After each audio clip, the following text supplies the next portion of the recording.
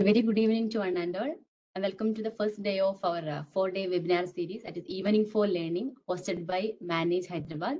And the theme for this webinar, as you all know, it is Innovation Extension with Entrepreneurship.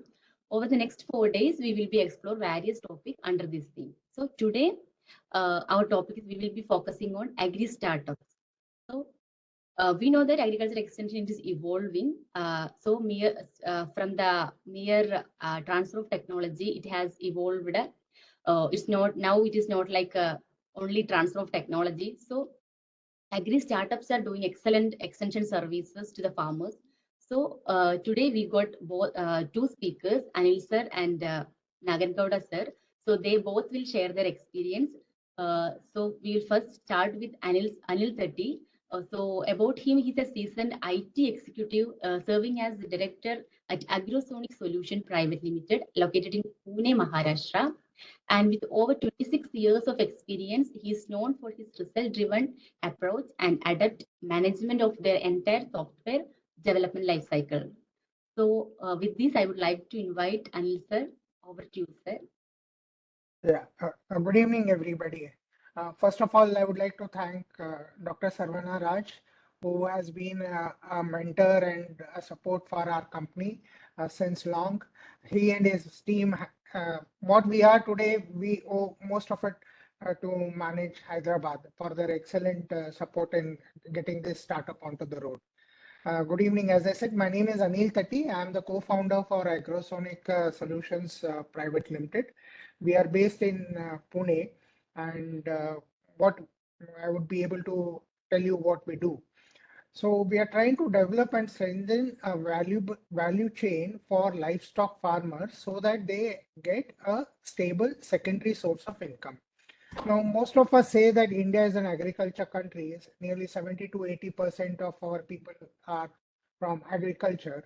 And when we say that, we would like to also know, we also hear a lot of things about their income, that because of rain, because of market conditions, because of bad weather, etc., their crops got spoiled.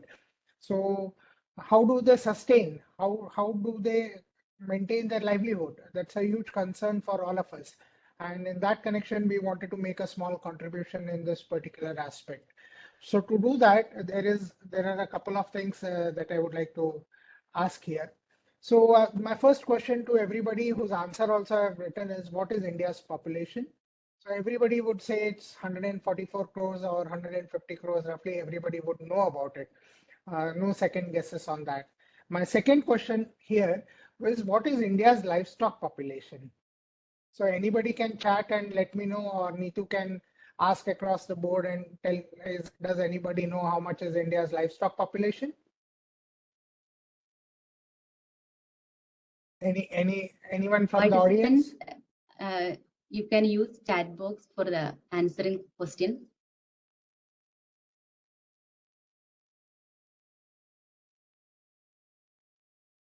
So yeah, so let me go ahead. It will be very surprising to know that it is roughly around 54 crores. That means for every 3 Indians, we have one livestock. And cattle and buffalo uh, roughly contribute roughly around uh, 39 crores out of it. Goats and sheep contribute roughly around 20 million, or roughly around 200 million, that is around 20 crores out of this entire population. We are the second largest country in the world. After China, we are the second largest in terms of livestock. We are the sixth largest meat exporter to the world. India is majorly a non-vegetarian country, when 70 to 80% of our people eat non-veg. Because of beef ban, then what is the next source of protein or next source of non-vegetarian food? That comes from goat and sheep. Goat and sheep account for 38% of our entire meat production. And we contribute roughly around 1,06,000,000 rupees to the national economy by exporting meat. So, we are a big livestock country. We are a big non-vegetarian country. We are huge consumers of livestock. In rural days, people used to say that whenever a girl used to get married, they used to give some cattle to the girl as a part of dowry. So whenever there was a cash crunch, they could sell that cattle and get money from it. So no hardships for the farmer as such. Scientifically also there was another reason for mating. Mating was also avoided between the same family. So you have different males coming in from different villages, towns, etc. And that could help the breeding of all the cattle. So when I say this, there is also an interesting fact. There are 135 million goat population and 20 million goat farmers. So 20 million goat farmers is a huge number. But unfortunately, have you heard of any success stories as far as goat farming is concerned? Sadly, no. But to understand goat farming, you have to also understand how goats are bred. A goat can survive on any food, on any fodder. So once the wheat or maize is cut, whatever is residue is left, that can be fed to the goat, and goat can survive on that. It can naturally go and graze among whatever fields is there and get its fodder. The breeding cycle for a goat is 145 days. That means in 6 months, a goat can give birth to an animal, which again is a cash for the farmer. So in roughly 2 years, you can have 3 breeding cycles, which can contribute to 3 animals minimum. Some of the animals give more births, like twins, triplets, quadruples, etc. One of my clients has given, one of my clients, Black Bengal, has given to 4 animals, birth to 4 animals. So that multiplies their profit. So goat farming is a very serious business. You can look at it. Then there are so many byproducts for goats, like goat milk is there, goat manure is there, goat skin is there. All these things can be used for different activities, and farmers can earn income from all these sources. But to do so, you have to have some kind of a technical background. So if you were a farmer and if you wanted to start goat farming, and if I showed you these 2 animals, that pick 2 animals to start your goat farming, which would you do? So it is very difficult because you do not know the history. You do not have any idea about what these goat capabilities are, what the animal capabilities are. There is no live Aadhaar. So for example, if I have your Aadhaar number or PAN number, I can find out so many things about it. Abroad, based on your social security number, you can get the medical history also.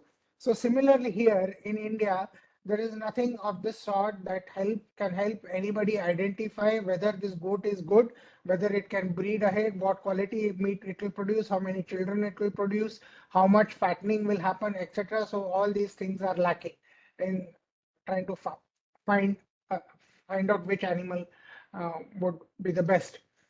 Then another major question is, I would like to ask, we have 54 crores, but how many veterinary doctors are there? Any idea?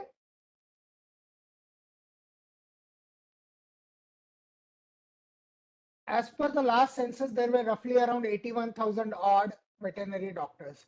So for 54 crores of livestock, you have only 81,000 doctors available, which is very, very, very sad. And hence, healthcare for livestock has taken a backseat. And this is a tremendous market. This is a tremendous opportunity for young people to venture into healthcare for livestock, which can give them sustainable income. So this is a path that needs to be followed. Now, when I look at goat farming as an enterprise, it's completely unorganized. It doesn't have any expertise. There are no market linkages. People can't buy and sell directly. There is no record keeping. If I select a goat, as I said, I cannot find out what was its history completely. There is improper herd management. Males, female, different breeds are mixed together. Low quality of breeding stock, inadequate veterinary care, as I mentioned, very poor nutrition growth because there is no proper backup, etc. So to do all this, to overcome all this and make it successful, make goat farming a successful uh, business for every livestock farmer, what we have done is we have made a SaaS platform called as GoatMate Livestock Management Solution. It is creating a complete digital footprint. So by scanning a muzzle, that is the nose of an animal, you can find out the complete history of that particular animal. So how many vaccinations have happened, with whom has that breeded, how many times it has fallen sick, what is the milk output, uh, who has taken care, with which male has it mated, how much fodder has it eaten. All this information is available at a click of a button. The farmer gets reminder list every day, which animals need to be bred, which animals medicines need to be taken, which animals need to be dewormed, what vaccinations need to be given, what weights have to be measured, when they have to be measured, how much fodder has to be given, what kind of fodder has to be given, what is the vaccination schedule, what booster doses have to be given. All this is controlled by software, and also depending on market conditions, the farmer gets first-hand information that they will be requiring X amount of animals for next Bakrid. So, he can breed 6 months before or a year before and keep his stock ready to sell. So you can't, so just because there is a requirement today, you can't suddenly breed animals and give that particular output. It takes time. So you can get the market conditions directly from our system, and then you can work up backwards, and you can tell. Our system uses AI, artificial intelligence, to predict which animals are the best in this particular lot, which we need to keep, which we need to sell, which animals need to be bred, what kind of vaccinations need to be given now, etc. So all this is controlled by our software. This software is available also as an Android app, and it is also available as a on a cloud platform. Now, when we did this software, we also took some field trials wherein we saw various situations, how the situation has improved. This is from FarmField, Bihar. Uh, this is in Gachipara. The owner name is Anis Rehmani. The mortality decreased from 40% to 8%. The weight gain has increased from 60 grams to 125 grams per day. The births have increased, the sicknesses have decreased, and the profit margins have increased. And they have a livestock of around 136. That is the base livestock that they maintain every year. And these are some of the figures that are coming out from the system. So what are the advantages for using the software? So for the farmer, if you see, the morbidity and the mortality has decreased. He is better able to use his resources, which part of the farm, what crop to grow, when to cut, etc. All this he can plan. Easy access to vets and other agencies. We have an online platform of veterinary doctors available who can assist online to the farmer and provide them good services. Complete market linkages. We have tied up and we are tying up with end meat consumers like Licious, Zapfresh, etc., who require raw material for their products, etc. So people can directly sell without middlemen here. Better return on investment. This is also, our software is also a part of various government schemes, especially in Uttarakhand and Maharashtra, where the government farms are maintained using our software. Uttarakhand has got roughly around 4,000 merino sheeps, and Maharashtra has got roughly around 8,000 Osmanabadi and Deccani goats and sheep, etc. It becomes easy monitoring, centralized reporting, whether correct utilization of funds is being done, and whether rural exports, etc., have increased or not, that they can found. Currently, we are around 38,000 livestock we are covering with our system. We have clients not only in India but also abroad: Kenya, South Africa, Zimbabwe, Sri Lanka, Middle East, etc. And so when I look at the go-to-market strategies, who can benefit using our system? There can be feed and fodder suppliers, drug and medicine suppliers, insurance companies, civil construction agencies, finance and credit companies, farmers, etc., meat exporters, retailers, cheese manufacturers, restaurants. All these are a part of our organization. All are a part of this value chain. And all together, you know, form a complete value chain, that is from farm to fork. That is what we call. Everything is available online. So a farmer, if he needs insurance, he can come onto the platform. If a farmer needs insurance, he can come to the platform. If he wants to sell manure, there is somebody available to take it. So all this is available. So that entire product is called as Livestock Bazaar, where everything is available in this particular system. Now we would like to see some of the work that has been done using this software by various NGOs, various government agencies, various clients, etc. This is Maan Deshi Foundation. This is a woman-led group in Satara, where roughly around 500 women entrepreneurs use our software. They train them to be Pashu Sakis. Since it is not possible for everybody to become veterinary doctors, they have been trained as Pashu Sakis. That means they can administer vaccinations, they can administer deworming injections, they can help give birth to young kids, look into sickness, administer medicines, etc. Then they have formed a cooperative, etc. Now with this, what has happened is they have got a better financial control, etc.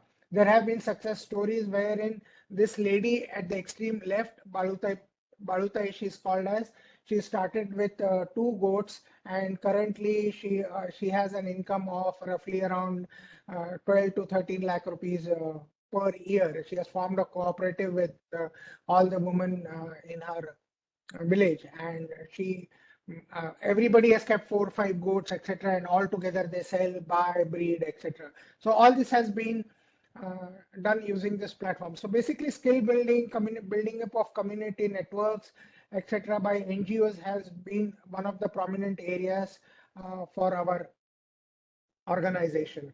Then the second organization, NGO, that we have worked very closely is Goat Bank Akola. Now this Goat Bank is run by one Mr. Naresh Deshmukh, and what they do is basically they lend you goats for breeding to you as ownership. They just charge you 1200 rupees for a pregnant female. Now you take the goat home, you rear it. You can, let's suppose you have 2 pregnant females. After 6 months, they are going to give birth. You have another 2 females. Now you have got 4 females. After a year, you mate them, and now of 4 you can make 8, and in another year that 8 can become 16, etc. Now out of that 16, at the end of 40 months, that is at the end of 3 years, you have to return 4 lambs back to them. That's it. You don't have, your investment is only 1200 rupees. With this kind of an investment, what happens is more and more people are coming forward, especially in the tribal areas. Currently in Maharashtra, in Jawahar, Akola, Dhule, all these backward areas, we have trained roughly 120 women entrepreneurs who have taken goats under this fashion and are rearing them and breeding them, maintaining them, and selling it back to Goat Bank of Karkheda. So this is how work happens. Again, these women who buy goats, they are trained. They are trained how to be self-sufficient, how to use the software, how to use the app. The app is available in different Indian languages, etc. How to give veterinary care. All this is done, and this is how the system works. Similarly, here you can see this is Uttarakhand.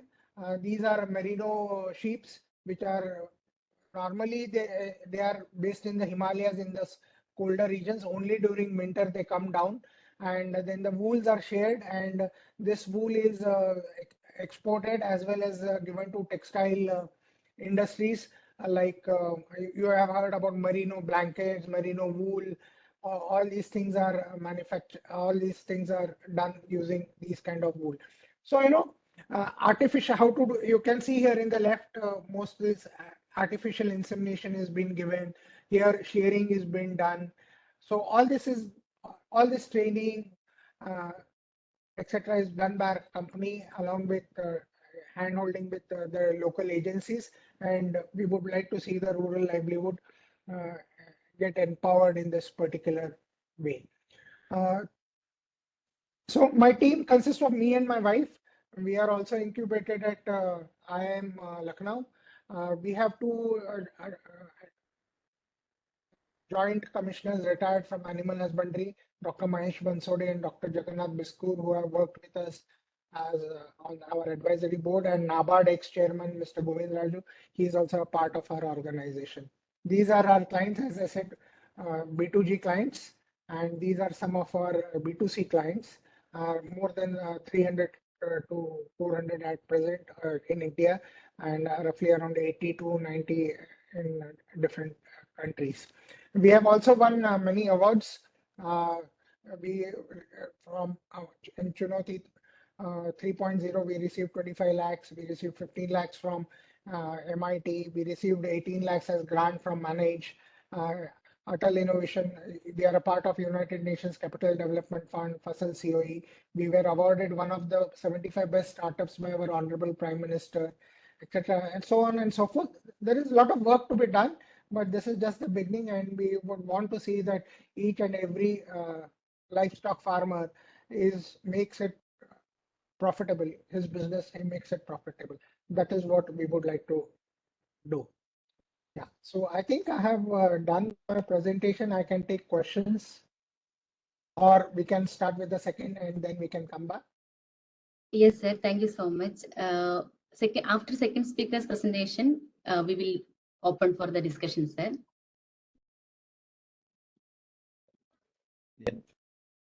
Anil sir was saying about the importance of livestock farming, then how this AgroSonic, this platform is helping the those who are interested to start their livestock farming, and also coming to the extension activities.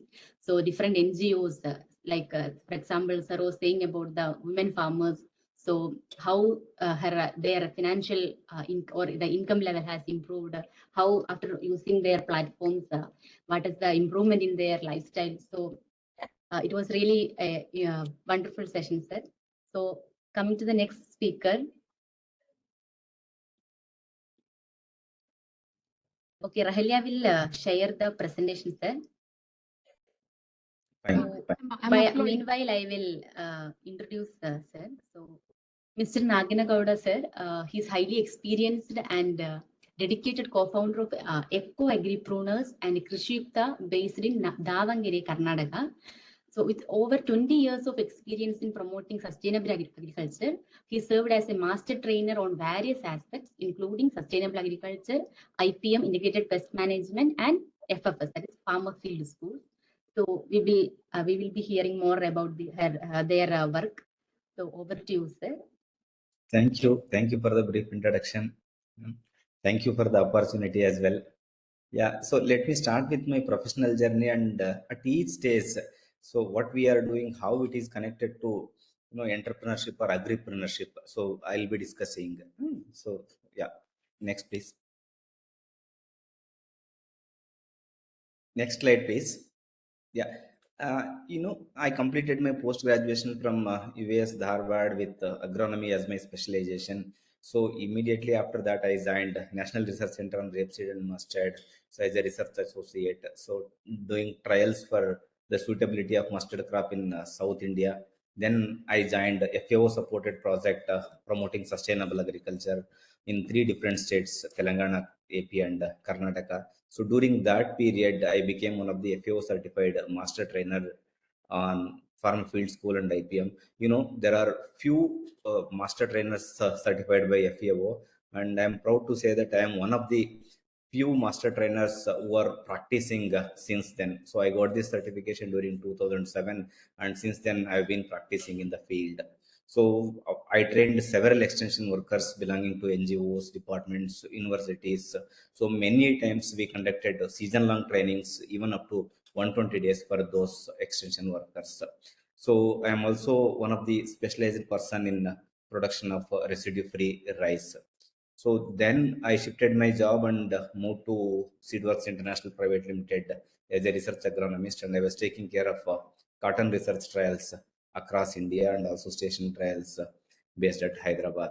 So during the same period, I became weekend farmer, and during 2012, so together with a small group of friends, we started commercial horticulture on a large scale.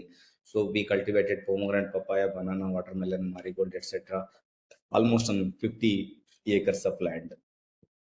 Then next please.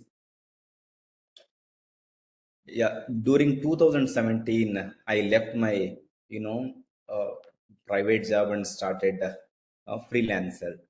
So during that period, I became part of German government supported project GAZ. So we were promoting the sustainable potato production practices in Maharashtra and Karnataka. And during the same period, we also started our startup Eco Agripreneurship Private Limited based at Davanagere. It was started by a group of agri professionals. So with a lot of experience, altogether we have about 130 plus years of experience in various agriculture sectors, starting from research, seed production, marketing, so training and all those things. So during the process, my main focus was, you know, advisory. So I started with pomegranate because pomegranate farmers usually pay consultancy fee. So that was the intention. So we started with pomegranate, and so after few months, we quickly realized that so many agri input shop retailers mislead farmers both in terms of the product and also dosages, cost, brands. So many of my farmers suggested to open input shop. I was never into any kind of business till then.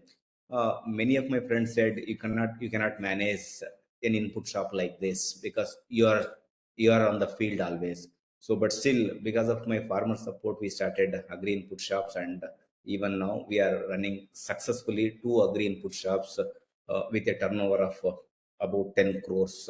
Both one is at Davangere, the other one is at Hagaribomanalli. And in the same period, so we also found lot of success with the farmers, especially pomegranate farmers, and we expanded our consultancy to all the crops that are being grown in our region. The prominent ones are arecanut, because so the area where I live, arecanut is the major commercial crop, followed by rose, tomato, papaya, and other crops. So most importantly, during the consultancy process, we also started linking our farmer produce to the markets. So just for example, pomegranate farmers were linked to Sam Agri. So it is a company based at Hyderabad. They export earrings. So in the process, so farmer gets better results, better prices than the existing market price. And also as a consulting firm, so we also get some margin from the company. So here farmer margin will not be, farmer amount will not be taken by us. It will be directly given by, the company which procures the produce. So just to tell you one example, in one of the situations, a farmer was about to give his entire 5 acres of pomegranate land on contract basis for 25 lakh rupees. So we quickly went there and analyzed the situation. We estimated the yield and we found that it will be more than that. Then we contacted Sam Agri. They came and they estimated the yield. So we agreed upon for a price. So farmer got 32 lakh rupees. In the meantime, Eco Agri has got 1.2 lakh rupees as service charge from Sam Agri. That is how we made margins from both consultancy as well as linking the produce to the market. So we also worked with it is not regrow, we grow, Reliance, etc.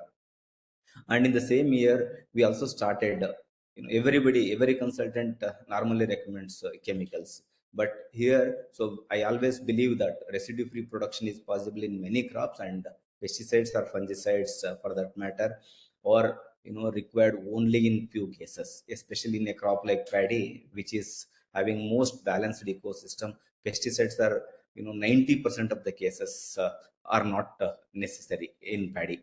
So then we started, producing the residue free rice. So we covered 3,000 acres.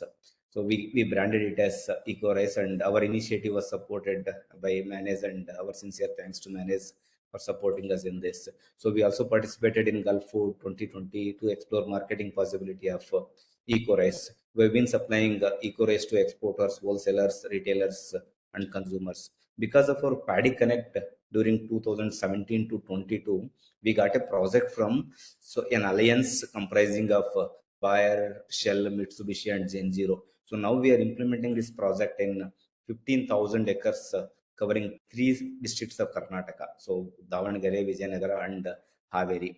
See, the total project worth is about 2.5 crores per annum. So we are going to expand this project in the next year. The expected area coverage for the next year will be somewhere around 35,000 acres, and we are planning to expand it to 8 districts in Karnataka. So after doing a lot of physical consultancy work, I quickly realized that physical consultancy is not the way to scale up the advisory services. And then, so together with three more guys, we started Krisiyukta. This is a digital advisory platform. I'm going to talk about it a little later. Next, please.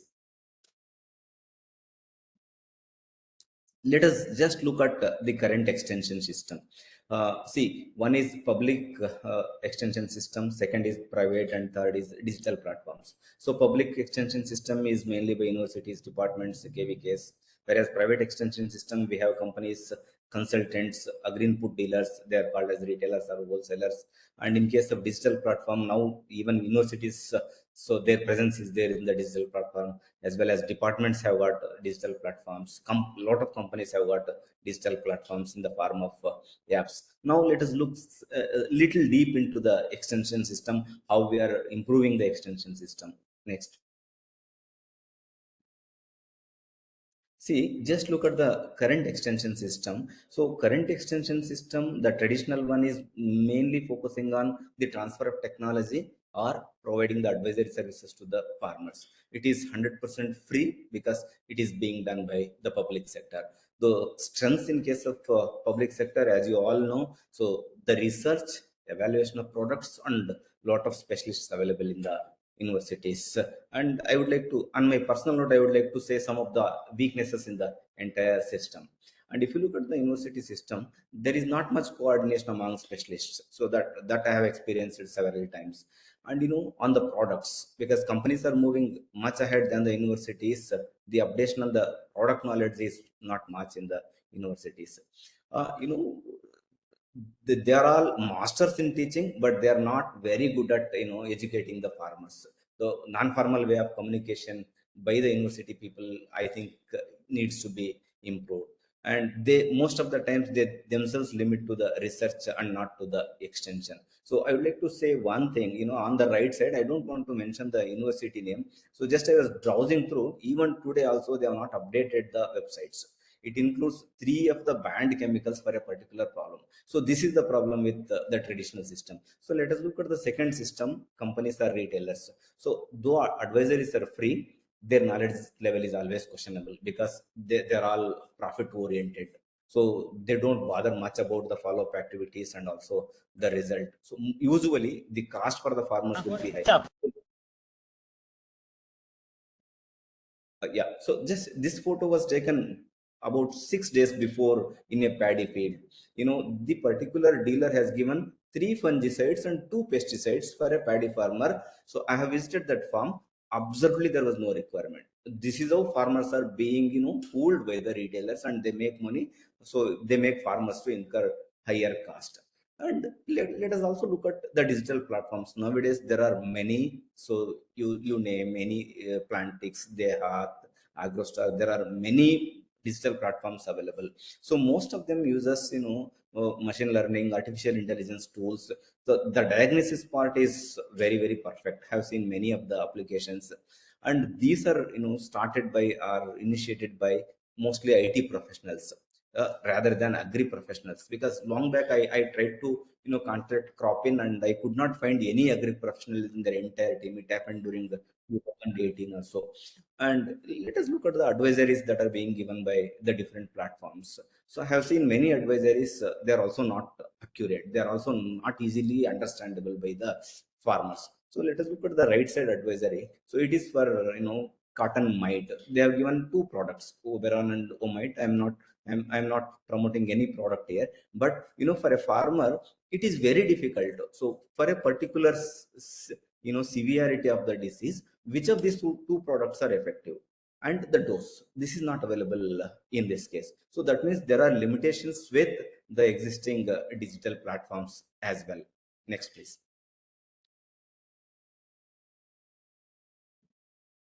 Yes, let us look at what we have done at Eco Agripreneurs.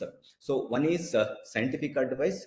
We charge for all the advisory services that we provide. So charges are varying. So from 500 rupees to 5,000 rupees, depending on the crop, the distance that we travel, right? So 99% cases we take some charges from the farmer, because unless the farmer pays, he won't feel the burden, or he won't feel the necessity of advisory. So what I always believe is, when the farmer feels that we are adding value, so he should always pay for it. Otherwise he will not give value to us. And this is nothing but mindset change from the farmer. The moment I say my advisory is free, everybody keeps calling. The moment I say no, I charge something, then the only serious farmers would turn out, will definitely call us.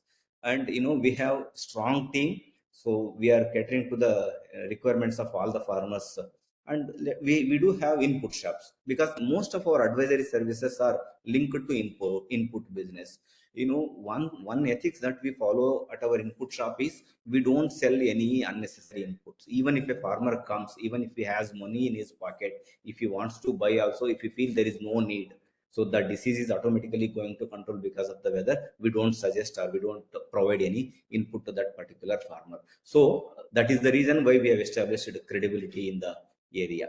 So we sell only need based input. Always we look at cost effectiveness and also non-residual nature. So as I said, we are already linking many of our farmers to the existing market, and it is increasing the revenues for the farmers and also for us. So we are also strongly into contract farming. So contract farming is mainly for producing hybrid seeds. So we have entered a kind of agreement with 15 different seed companies, including the prominent MNCs.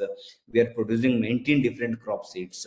So together, so from the advice, input shop, and all these things, currently our revenues are just above 30 crore rupees. So in all the aspects, even in contract farming also, so our advisory is the uniqueness, because everybody is doing seed production activity, but nobody provides scientific advisory to the farmers. So after doing all this also, we felt like physical advisory is really difficult to scale up. Then we thought of doing some digital solution. That is where we started Krisiyukta. Next please.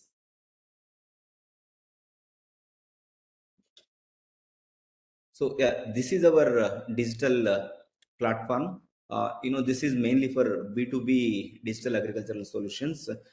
It was developed by two agri professionals, me and Ravindranath Reddy, currently, who is heading the International Potato Center India, and two more tech guys are there. One is Sai and the other one is Manjunath.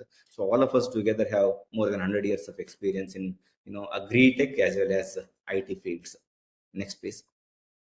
And in this case also, we have built the business model at each level. So I'll be talking about all those things. So the problem what we feel is, farmers as well as the organizations that are supporting the farmers, so do not have access to the best tools and that the technology can offer as of now. So that is the reason why we have come out with Krisiyukta.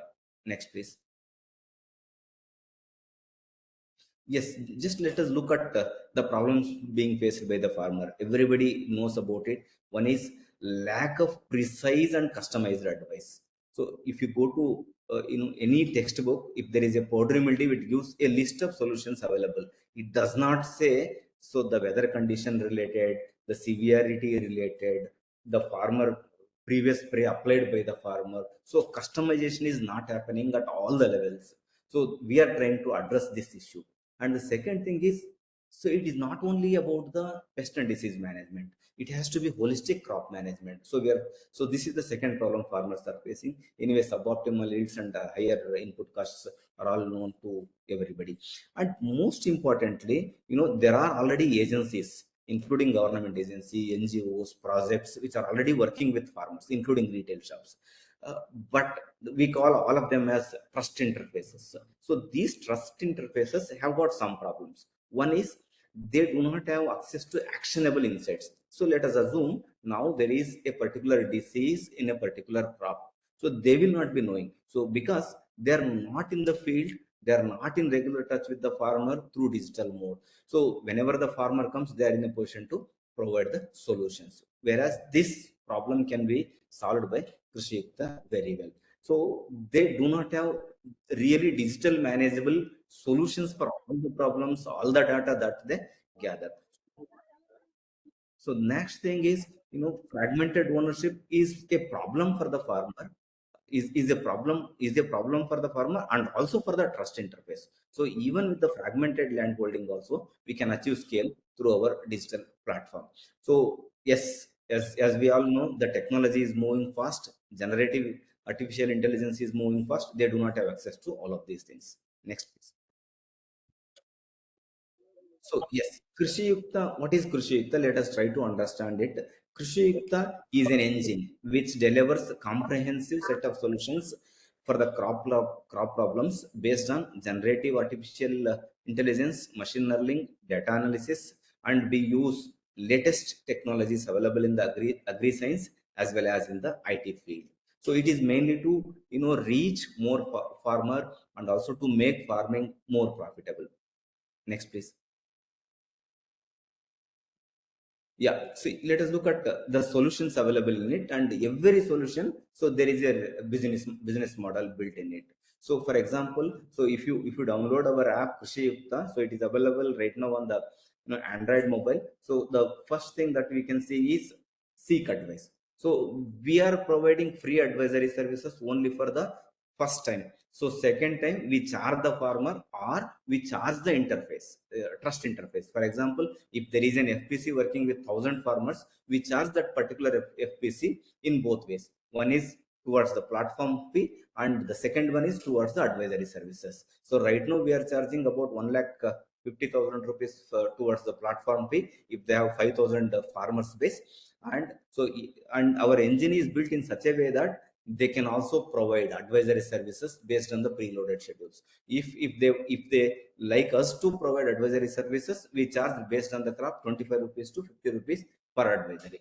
So the second thing that we have is seedlings. There are many seedling suppliers available, but they do not have any tool to compile the requirement in a particular area, so that they can plan their deliveries. So now we are linking all the seedling suppliers through this app, so that our farmers can book seedlings through our platform. The supplier can directly supply seedlings to the farmer by providing some marginal charges to the platform. So this is the second thing. And third thing what we are doing is soil testing. Soil testing, this is the most comprehensive soil testing facility that we have created at Davanagere.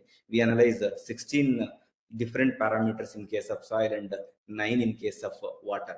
So if you look at the KVK, currently at Davanagere, they analyze only major nutrients NPK, pH, EC, and OC, because they're already known, because farmers are using more phosphorus, less potash. So even if you look at the results, so the same will be the trend. Whereas they never look at secondary and micronutrients and other factors like cation exchange capacity, clay content. So they're all important for the advisory. So we do soil testing. So it is like the trust interface or the agency that works with farmers can pull up all the soil samples and send it to us. So right now we are charging 800 rupees for the soil sample, and we provide 50 rupees service charge to the trust interface. So it is win-win situation for both the parties. So if a farmer wishes to send the sample directly to us, so it is 800 rupees. So if you look at the university charges, even at GKVK Bangalore, they charge 1,200 rupees for all the parameters. So we have advanced machines, and the results are triangulated at different levels in different labs. So we are also planning for enable accreditation for our soil testing laboratory. So our solutions are latest in technology, because in case of agriculture, very recently, so Cropin announced artificial intelligence or generative artificial intelligence solutions. Otherwise, we were the first people to use Gen AI. So because if you enter our platform, if you key in some of the important things like tomato powdery mildew severe condition, so it automatically provides you the solutions. The solutions are not from the textbook. It is based on the hardcore experience. So if the severity is medium, the solution will be different. So that is how we are building the technology, and it can be fully customizable. So let us assume there is a project, so they are implementing organic farming, so they can customize all the schedules only for the organic. So that is how it can be customizable. So we have, crop schedules. Right now I would like to share one example. Ginger is one of the important commercial crops in Karnataka and parts of Tamil Nadu, Kerala. See, ginger farmers spend a lot of money on the inputs, and I have seen in Hasan, Chikmagaluru area, so 50% of the inputs are unnecessary, because whenever a ginger farmer visits a retail store, he usually keeps at least 5 6 products for one spray. So what we are doing here is, we are providing a subscription model to the ginger farmers. We are charging 3,000 rupees per farmer for the entire crop season. So we provide, crop schedules depending on the mandatory requirements, like, basal dose, what are all the deficiencies that are expected.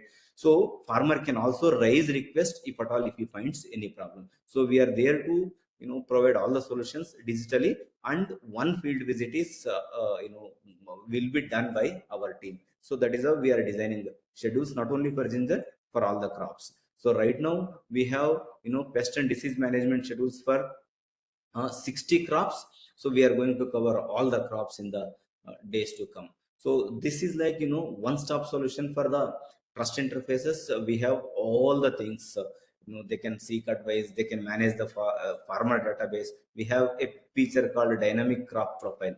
So for example, if there is an NGO working with 100 farmers, 100 farmers have got 5 different crops, we can compile the area that they are cultivating, the possible output that is going to come. So they can use this particular data for market linkage and other things. And if there is any outbreak of a particular disease, at one click they can send notification to all farmers with reference.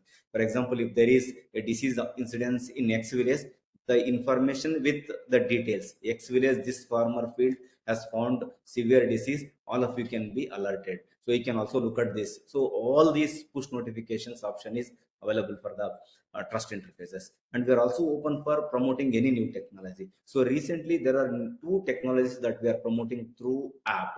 One is, in case of potato, there is a pickle rooted cutting technology. They supply seedlings for the potato growers. And in case of ginger, this is, ibud, we take out the ibud and raise seedlings. So these two, seedlings are being raised by external parties.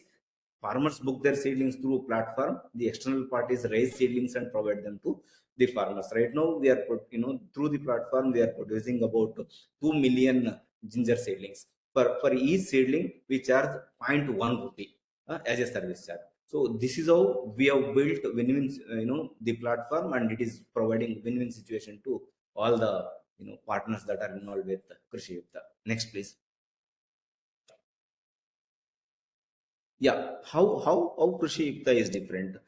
People who are, listening to me, who would like to explore what Krisiyukta is. So one thing is, our solutions are 100% comprehensive and precise. We just don't look at the image and prescribe. So that is what most applications do. We analyze different parameters like weather, previous application, severity, soil type, and then provide a solution. And the second thing is, our products are powered by the latest in technology, which include Gen AI and machine learning. So we have been claiming that we are one of the first companies to use Gen AI in our platform. See, the founding members team has got 100 plus years of experience in agri science and technology. So 4 of us have got experience in startups also. Building the startups. So one of the co-founders has built a startup. So it is now, across US. So we have the capacity to build startups. So as I said, our platform is fully customizable as per the requirement of the organizations and also the farmer requirements. Our solutions and services are fully scalable, because, with a click of a button we can send. And so if you want to send, say for example, Arakanut farmers with 3 years age, we can send, we can customize. If you want to send Arakanut with 6 years age, we can send notifications. So to that extent our services are, fully customizable. Next please. Yeah, I have talked about the quoting. Next please. Yeah, this is one important thing. So we have 3 interfaces. One is farmer interface. On the extreme right you can see KY advisors app, and in the middle admin dashboard. See, the platform can be used by farmers directly, and most importantly we have built this platform in such a way that the trust interfaces or the extension workers can use the platform on behalf of the farmer. So let us assume a case. I'm an extension worker working with 100 farmers. So farmer need not raise a request. I'm going for a consultancy. I can raise request during my field visit on behalf of the farmer. So the farmer gets notification, advisor also gets the notification. If in case, so if any retailer is associated with that particular agency, the retailer will also get notification on the request as well as the advice that we give. So this is very very important thing. So for example, if there is a retailer, so retailer can completely manage all his farmer base. So a farmer visits today with a particular problem, next time the same farmer visits, but the retailer will not have any history of that particular farmer. So through this particular app, farmer can manage, the retailer can have the complete history of his crop management. So and we have crop calendar. So for example, if he has paddy crop which completes in 120 days, after 120 days we send a notification to the farmer. So whether your land is empty or are you planning for a new crop. If the farmer says I'm planning for the new crop, then we start our advisory for the new crop as well. So that is how it is unique in a way that none of the existing platforms are making use of the trust interfaces to work with farmers. So these trust interfaces, many a times projects will have money, but they don't have advisory engine. So we are providing the advisory engine. Right now we are working with one NGO in Karnataka, IDF. So they are based at Raibag, and we are providing advisory services for their turmeric farmers. We have also finalized the discussions with the Meghalaya government to provide advisory services for their ginger and turmeric farmers, and the negotiations are on with at least five six potential customers, and we are expecting all of them to onboard in the next few weeks of time. So this is the uniqueness. So I request all the people who are in the evening webinar, so you can make use of our platform. So this is 100% customizable. We call each trust interface as a partner. So under each partner you can have multiple extension agents, and each multiple extension agent can have hundreds of farmers. So one extension agent farmers will not be visible to the other extension agent, and similarly one partner farmers will not be visible to the other partners other partner for the other partner. So if a particular partner wants us to include only organic solutions, we can include. If the second partner wants us to include only sustainable practices, we can include. So to that extent we are customizable for all the trust interfaces. Yes. Yeah. So that's it from my side. Yeah. Thank you, sir. Thank you so much. So, sir Thank was you. rightly saying, the Krisiyukta, they are able to identify the current problem, and that's why I think one of the successful factor of their agri startup. So, what is the important? What is the unique feature of Krisiyukta? So there, I think they succeeded in identifying the problem what the current extension system is having. So they come up with this solution as a all-in-one solution, sir was saying. So even though we are having various these agri-related apps, but I think you have done a commendable job. I mean, your team has done. Thank you so much, sir. I think now it's open for discussion. Yeah. Participants, you can kindly use chat box. Yeah, Or please. you can unmute yourself. And yeah. And one thing I would like. Hello, sir. Please. Hello, sir. I'm Shobit Mukherjee. Currently, I'm a BSc pursuing student in agriculture. So my basic question is that even a few days back, I also attended a webinar and one workshop on bioformulations, and in that, farmers are included because they are particularly the main animals in agriculture. So one thing you have already mentioned in each and slide, that the amount of extension worker you are providing in a platform is very much huge, so that the farmers didn't have any kind of problem regarding anything in their field from the time of sowing to the time of soil testing, right, sir? Yes. But Yes. according to the farmers, which I have recently met, the main problem for that, they are lacking the extension worker. I'm particularly talking about a Punjab region. So they are basically lacking the amount of extension worker in which sector? Mainly in the soil testing sector, and as well as someone has defined something or someone has made some innovations, something in the field, and they are rightly going to applicable in the field. But the amount of knowledge farmer will only have at the time of application. Before that, didn't have a single knowledge about that. So do you think that amount of extension worker are lacking, or the system which control the amount of extension worker are lacking in this system? So it has got two phases. One is about the extension workers. Knowledge updation by the extension workers is being done by the traditional universities, whereas the companies are ahead in pushing their products. So hence there is a mismatch. So if you look at paddy ecosystem, right now for a pest called brown plant topper, there is a recommendation of buprofenon. So buprofenon is already out of market.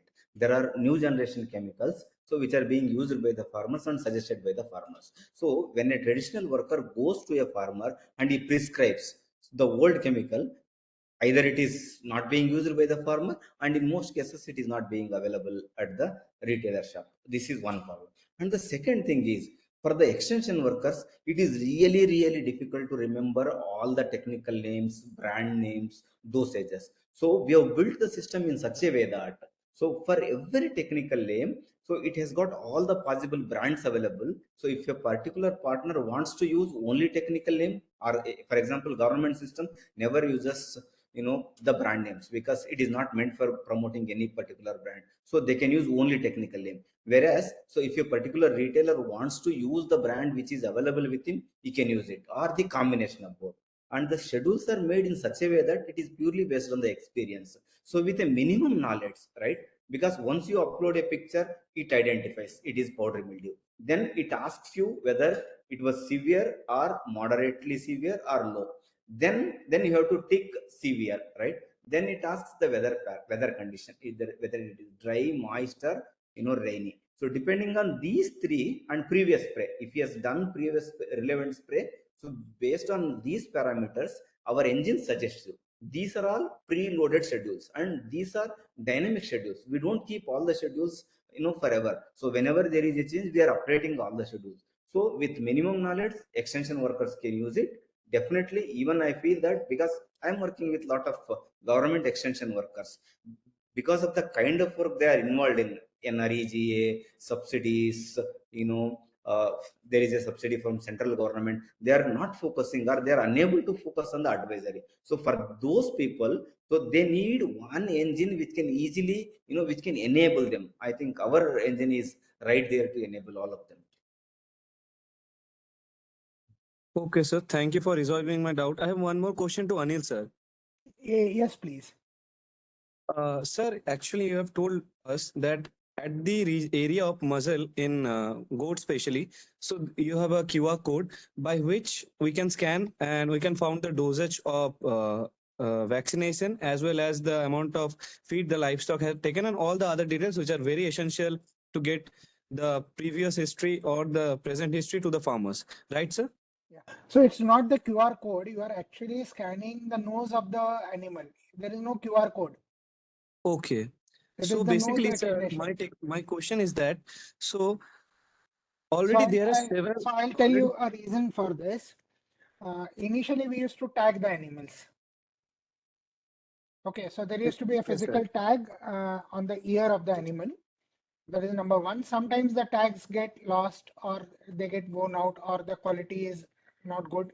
RFID tags are very costly.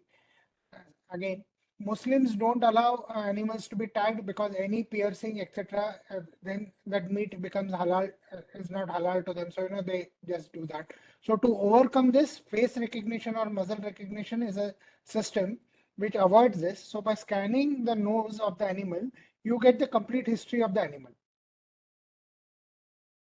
Okay, sir. But how far do you think that this plan is feasible to the farmers? Because there are several other apps which are being using for past few years, and the farmers are know nothing about that. I Do you think that either this is due to the lack of awareness program, or this is due to the lack of farmers knowledge due to the extension workers which comes into play? So what according to you is the best answer for this? So see, as I said, you look at the volume. When we say 20 million goat farmers, and they are in the remotest part of India. So normally goat farming is not a urban activity. It's a rural, and that also very rural. Some of the goat farming was nomadic. Nomadic in the sense people used to take goats from one grazing place to another. Now they have started stall-fed goat farming. But reach of digital technology has not penetrated to the grassroots level 100%. Hence, technology has not reached them. Wherever it is possible that technology has reached, people have adapted. So it is both technology and workers have to reach in the remotest part, and for that extensive training for NGOs, private institutes, government colleges, etc. has to be done so that they are aware about the technologies.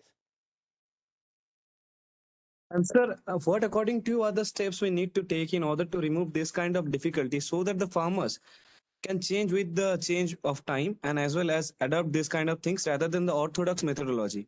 So technology in agriculture has to be one of the core subjects in any university, and exposure to various technological tools, machinery, then methodologies have to be imparted to each and every agri student when they are in the college. Only then they can utilize that when they reach out in the field for practical purposes. Thank you, sir. Thank you, sir.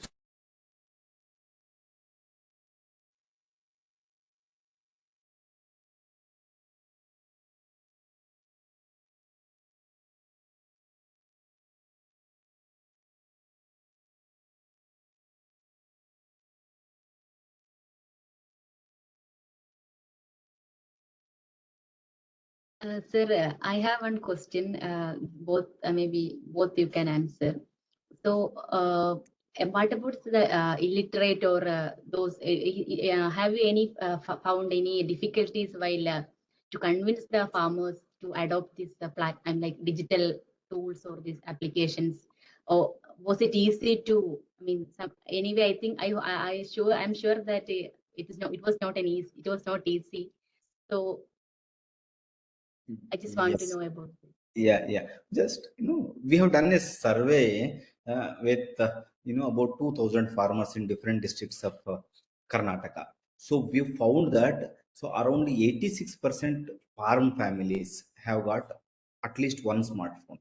So if the farmer has no smartphone, either his kid, son or daughter will be having a smartphone. So this is one thing. So that means whenever the advisory goes, he can go directly to the son or daughter's mobile.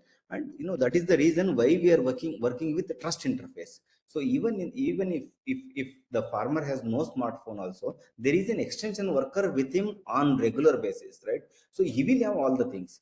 And we have also addressed this because we are tying up with the nearest retail store. The advisory also goes to the retail store. The farmer, whenever he visits that particular retail store, he can either say his name or the phone number. The advisory is available, so he can get a printout from the retail shop if at all if he wants it. So that is how we are addressing, because we are very much aware that if you look at it is all again age group based. If you look at farmers above 55 years, right? So the smartphone availability is about 55-60% only, whereas if you look at younger generation, 40 years or less than that, 100% farmers have got smartphones. That is our survey.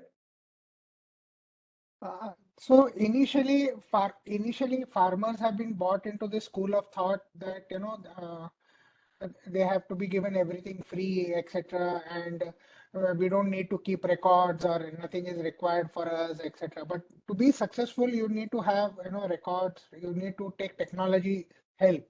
So people are realizing slowly and steadily that the traditional method of working is not helping them earn profits.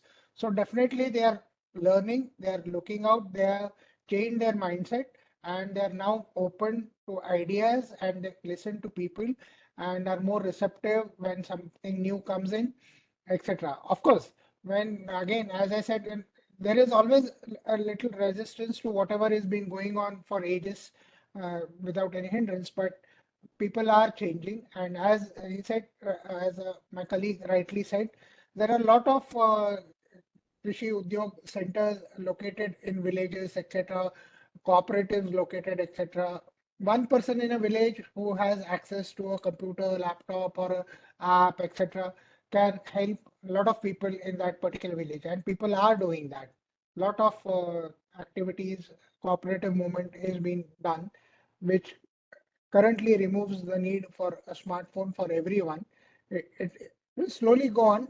Soon, internet will be available in every nook and corner, and people will still using technology. But this is a start, and it will go in an upwards fashion. Thank you, sir. Thank you so much. Sir, thank you for both of you and a very interesting presentation. I have one question. How you work with the public sector, even though it is still largest and they try to reach with the different schemes and programs, how you are partnering with the public sector? Of course, it is for both of you, and also private sector, maybe agribusiness companies and others also, including civil society organizations like the FPOs, other side is coming. How each of you, how you are navigating or partnering with these organizations? What is your insights on that? Maybe short, you can tell both of you. Maybe you can start. We can start with Nagarnagowdaji and then Anil Tatti. Yes, sir. Meantime, Yes, one sir. thing for Ragalya and Neetu, kindly put the contact details of the both the speaker. No, somebody asked me. Any one of you put the contact details in the chat box. No. Yes, sir. Yes, Okay, sir. so please go ahead. Mr. Nagarnagowda, can go ahead. Yeah, sir. One thing is very clear, sir, because in Karnataka we are closely associating with the Department of Agriculture. You know, the Department of Agriculture recently supported us with the Navodyam for this Krisiyukta initiative, because initially in the first scrutiny it was done by CEO, so he is an IAS officer. So he wanted to discuss with us for 10 minutes. But at the end, he took 50 minutes time to understand the whole thing. Then he approved the project.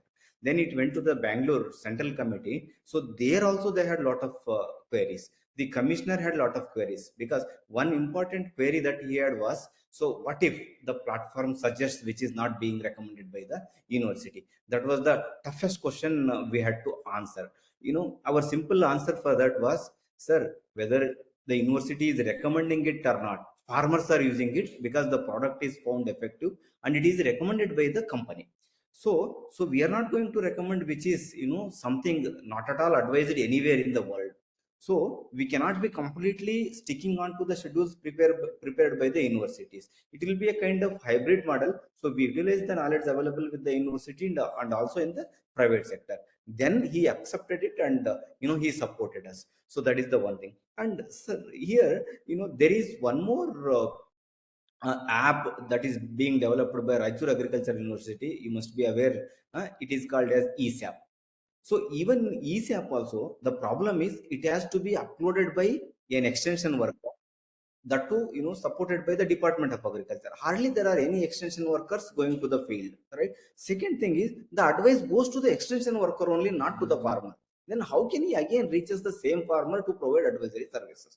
This is the second problem. And the third problem is, so whenever there is a problem of a pest and disease, so entomologist will provide separate advisory, pathologist is providing separate advisory. They do not say you mix both of these things, two things, and spray. So farmer gets two advisories. Farmer in a dual mind what to follow. So we are addressing all these issues. So even we met additional director at Bangalore and explained our whole model, because we have already checked the compatibility of different chemicals also. I am damn sure that so one or the other day the government will completely accept our platform.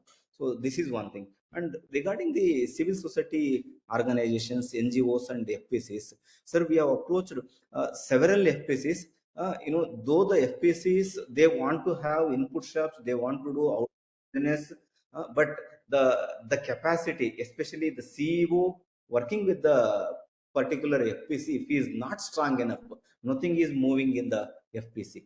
So we are offering the same thing to the IDF FPC. We are working with one of the FPC based at Raibag in Belgaum district. Though there are many turmeric farmers, they were unable to support those farmers technically previously. So we are providing that service also. So my sincere request to you also is, FPCs can, provide us small money so to support them, so that we can really provide advisory services from our end. So, and the advisory services are, proven, and they need not, panic about the advisory services, and we do not, suggest something which is too costly, which is not necessary. So, and the third thing is, sir, you were talking about, I think, sir, you had one more question, sir. I missed it. Government system, public, civil societies. I told private organization, maybe agribusiness Yes, companies. yes. This is an important question to be answered. If you take several companies, pesticide companies, for example, Bayer, it has got an app called FarmRise. So what they do is they suggest their products only. Many a times, for example, for a particular problem, so Bayer has got, let us assume Bayer has got a solution which costs say about 100 rupees for the farmer. But in reality, the same problem can be solved by a different product by spending 15 rupees. So that they are not doing. So in this case, private companies are all, as always, profit oriented, and they always suggest their own products.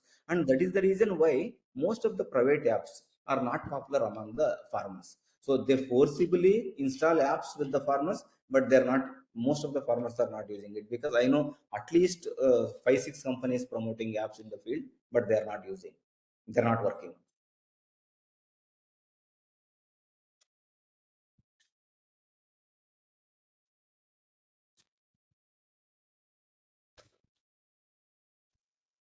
Good evening, everyone present here.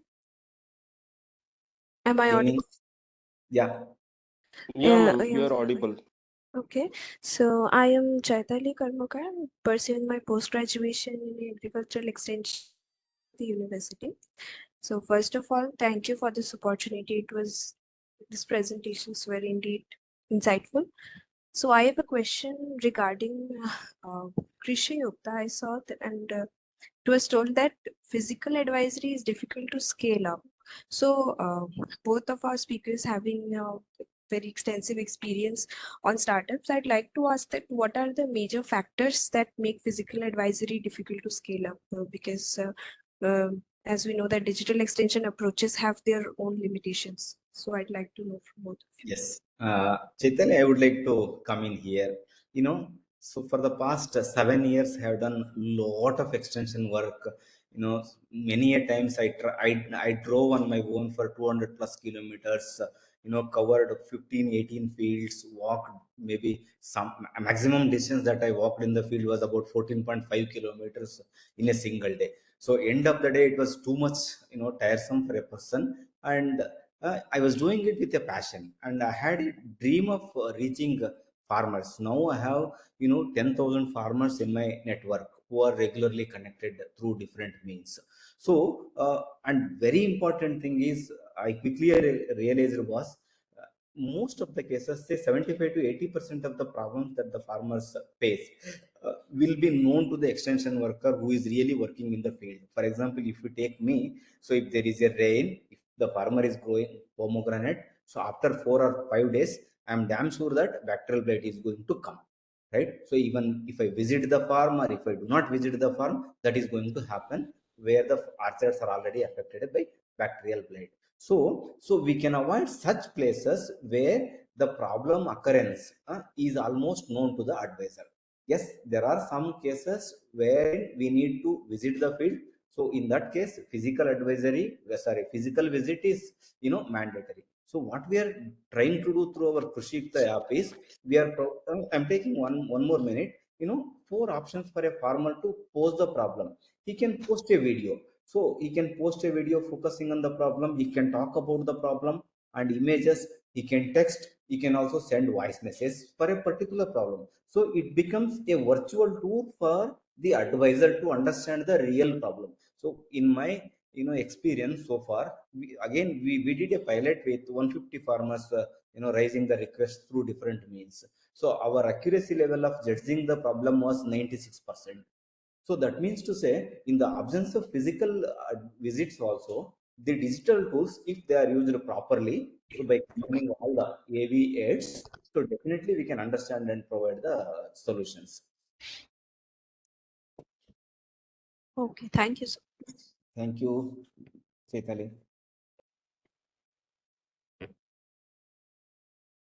You can wind up now questions, Neetu or Ragalia, you can wind up. Yes, Tomorrow sir. program you can tell and you can. Yeah, yes, sir. Thank you so much for the nice sessions, both of you, sir. And all the participants, thank you so much. And also Sharon sir and my colleague Rahalia, thank you so much. And tomorrow we will be, so today we have seen the agri startups, how the extension activities are done. So agripreneurs, we will talk about agripreneurs, what are like how agripreneurs are doing the extension services. So see you tomorrow. Thank you all. Thank you. Thank you all for the opportunity. Saravanan sir, good evening. Thank you.